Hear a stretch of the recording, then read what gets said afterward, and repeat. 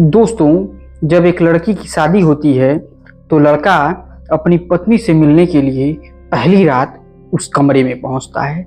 और जैसे ही उस कमरे में पहुंचता है, सबसे पहले पहुंचने के बाद वो दुल्हन के पास बैठता है और उसके घूंघट को उठाता है। अब जैसे ही वो घूंघट को उठाता है और दुल्हन के चेहरे को देखता है तो कहता है, तुम इतनी सुंदर लग रही हो कि आज तुम्हारी जितनी भी तारीफ की जाए उतनी ही कम है। अब ये बात सुनते ही वो दुल्हन रोने लगती है। अब इससे दूल्हे को भी बड़ा आश्चर्य होता है और वो कहता है कि तुम आखिर रो क्यों रही हो? मैं तुम्हारी तारीफ कर रहा हूँ और तुम रो क्यों रही हो? क्या कारण है, मुझे बताओ। तो वो कहती है कि आपको इससे क्या मतलब है, मैं क्यों रो रही हूँ? मुझे तो आज बेहद ही खुश होना चाहिए क्योंकि मैं आपकी बाहों में हूँ, आपके साथ मुझे जीवन बिताना है।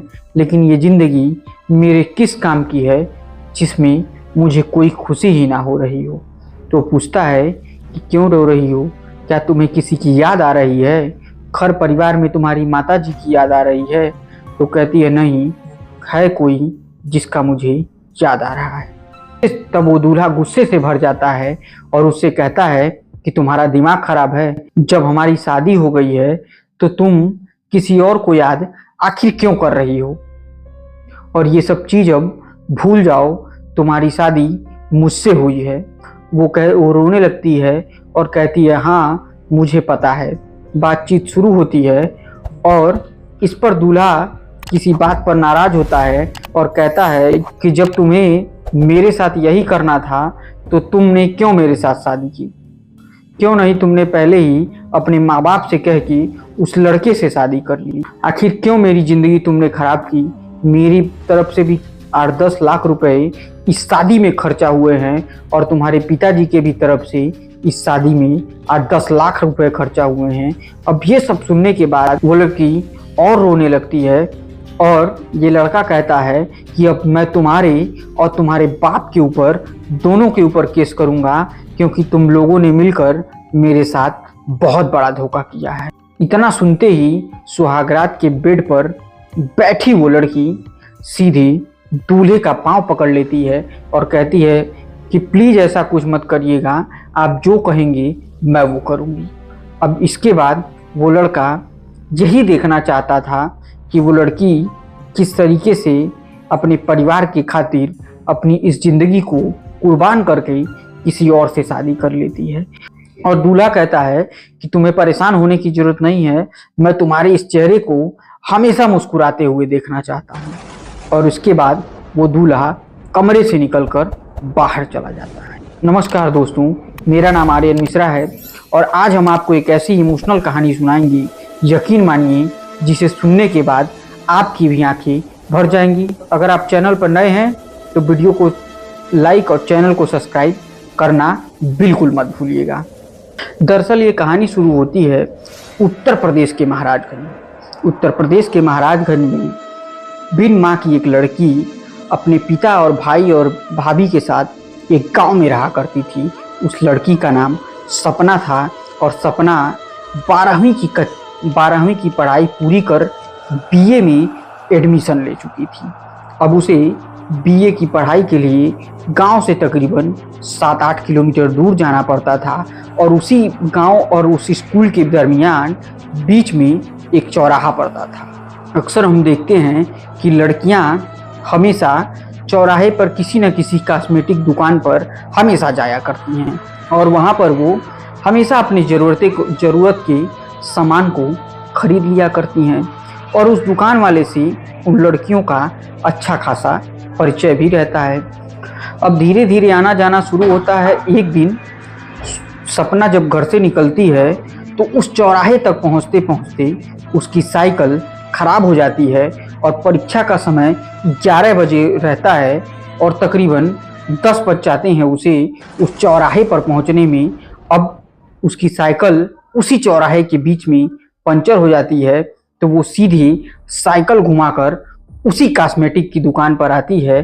कॉस्मेटिक की दुकान पर पहुंचती है और दुकान के मालिक से कहती है कि सुनिए, अगर आप मुझे अपनी साइकिल दे देते हैं तो ठीक अब से 40 मिनट बाद मेरी परीक्षा शुरू होने वाली है, नहीं तो मेरी परीक्षा छूट जाएगी।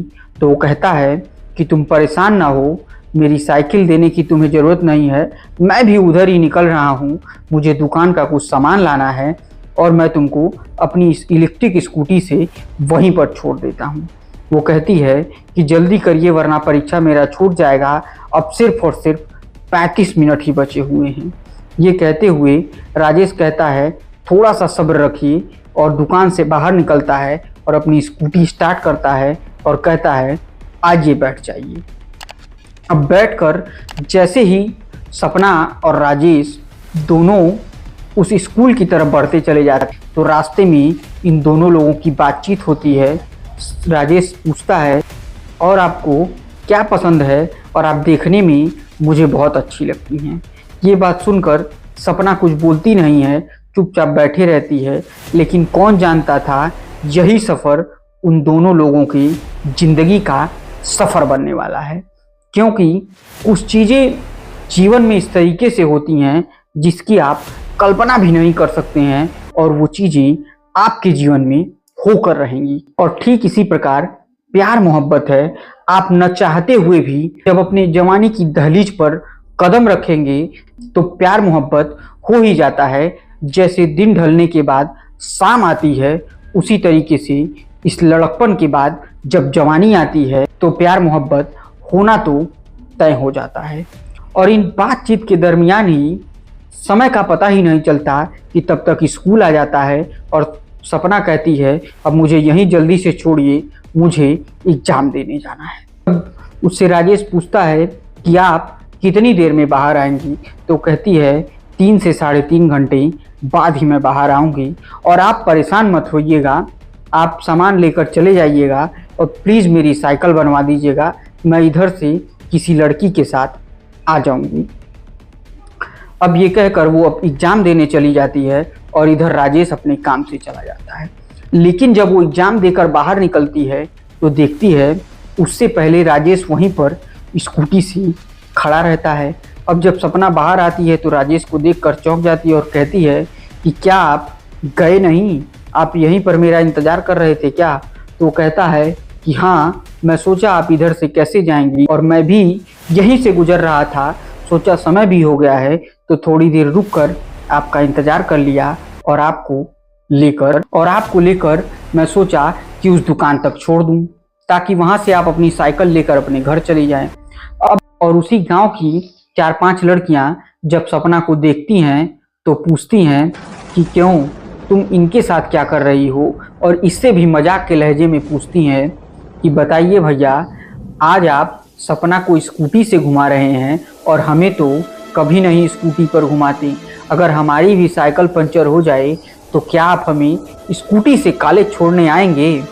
तो इस पर वो मुस्कुराता है और कहता है भगवान ना करे कि कभी आपकी कभी साइकिल पंचर हो और मुझे आपको आने के लिए स्कूल छोड़ना पड़े। ये कहने के बाद वो इशारा करता है और सपना राजेश की स्कूटी पर बैठ जाती है, और रास्ते में जाते समय राजेश सपना से पूछता है कि माँ, अगर तुमको तुम्हारे घर वाले मेरे साथ देख जाएं तो क्या होगा? तब सपना कहती है अगर मेरे घर का कोई देख जाएगा तो मुझे जान से मार डालेगा। अब ये सुनने के बाद राजेश उससे कहता है तो बताओ फिर तुम कैसे मेरे साथ घूम रही हो? उसके बाद ये दोनों लोग उसी दुकान पर पहुंचते हैं और दुकान पर वो राजेश से रिक्वेस्ट करने लगती है कि आप मेरी साइकिल बनवा दीजिए। रिक्वेस्ट को सुनने के बाद वो तुरंत साइकिल वाले को बुलाता है और कहता है ये इस साइकिल की पंचर बनाकर तुरंत दुकान पर लेके आओ, और इधर समोसा और चटनी मंगाकर दे देता है कि सपना बैठकर खाती रहती है कि तभी कॉलेज से वो सारी लड़कियां आ जाती हैं और कहती हैं क्यों भैया, सपना को आप समोसे खिला रहे हो और हम लोग कहते हैं कि 2 रुपए छोड़ दो तो पैसे भी नहीं छोड़ते हो। तो इस पर सपना भी हंसने लगती है और वो दुकानदार भी हंसने लगता है, और सपना से भी ये लोग कहती हैं तुम तो हमारे साथ कभी समोसा नहीं खाती हो और आज इनके दिए हुए समोसे खा रही हो। हंसने के बाद वो लड़कियां वहां से निकल जाती हैं और सपना की साइकिल बनकर फिर उसी दुकान पर आती है, और सपना उसी दुकान से फिर साइकिल चलाते हुए अपने घर चली जाती। अब इधर जैसे जैसे दिन गुजरते जाता है, दोनों की एक दूसरे में नज़दीकियाँ बढ़ती हैं, दोनों को एक दूसरे से प्यार हो जाता है। और प्यार कुछ इस कदर से हो जाता है कि एक दिन सपना अपनी भाभी से कहने लगती है कि भाभी, अगर मैं शादी करूँगी तो सिर्फ और सिर्फ राजेश से करूँगी, वरना मैं अपनी जान दे दूँगी। ये सुनने के बाद उसकी भाभी कहती हैं कि देखो, ऐसा कुछ मत करना कि जिससे परिवार की बदनामी हो, क्योंकि तुम्हारे भैया या तुम्हारे पापा अगर जान जाएंगे तो बहुत बड़ी दिक्कत हो जाएगी। अब उधर ये बात जैसे ही राजेश के पिताजी को पता चलती है, राजेश के पिताजी अपने बच्चे की खुशी के लिए सपना के घर पहुंच जाते हैं और उनके पिताजी को बुलाते हैं। उनके पिताजी जैसे ही बाहर निकलते हैं और हंसते मुस्कुराते कहते हैं कि हाँ बताइए सेठ जी, कैसे याद किया मुझे। तब इस पर राजेश के पिताजी कहते हैं कि देखिए, मेरा लड़का आपकी लड़की से प्यार करता है और आपकी लड़की से शादी करना चाहता है। इसे सुन पिताजी भड़क जाते हैं और उनके ऊपर अपशब्दों का प्रयोग करने लगते हैं और गुस्से से तमतमा कर अपनी बेटी को बुलाते हैं और पूछते हैं कि बताओ, तुम इनके लड़के से प्यार करती हो? ये सब मुझे क्या सुनना पड़ रहा है।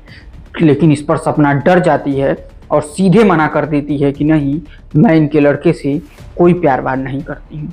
उसके बाद जलील होकर राजेश के पिताजी वापस घर चले जाते हैं और राजेश को पूरी कहानी सुनाते हैं।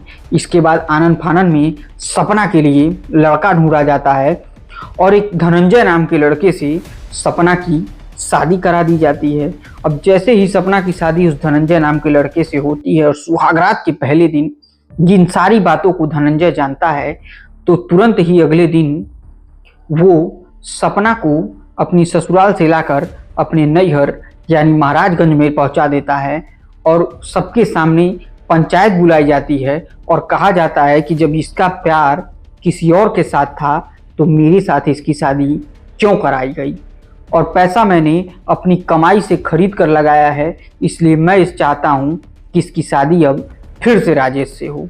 अब ये सुनने के बाद पूरे गांव वाले, घर परिवार वाले भी चौंक जाते हैं, लेकिन इस पर उस सपना के पिताजी भड़क जाते हैं और सपना को घूरती हुई आंखों से देखते हैं और उसी की तरफ बढ़ते हैं कि तभी सपना का भाई आता है और उसका हाथ पकड़ लेता है और कहता है, पिताजी, जो गलती मुझसे हो चुकी है वो गलती आप दोबारा मत करिए।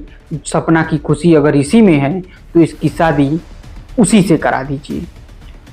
अब ये सब होने के बाद आनन फानन में फिर से विवाह का मुहूर्त देखा जाता है और सपना की शादी राजेश से करा दी जाती है। और आगे इस कहानी में सपना ही खुद धनंजय के लिए लड़की खोजती है और उसकी शादी उससे करा देती है। और इस पूरी घटना के बाद यकीन मानिए दोस्तों, उस लड़के की भी दांत देनी पड़ेगी कि कैसे उसने अपनी सुहाग रात वाले दिन उस लड़की को छुआ तक नहीं और वो जिससे चाहती थी उससे सकुशल उसकी शादी करा दी। तो दोस्तों, इसी के साथ आज की ये कहानी यहीं पर समाप्त करते हैं। उम्मीद करते हैं कि आज की हमारी कहानी आपको बहुत पसंद आई होगी। पसंद आई तो कृपया ये वीडियो को लाइक और चैनल को सब्सक्राइब करना बिल्कुल मत भूलिएगा। तब तक के लिए मुझे दीजिए इजाज़त। जय हिंद, जय भारत।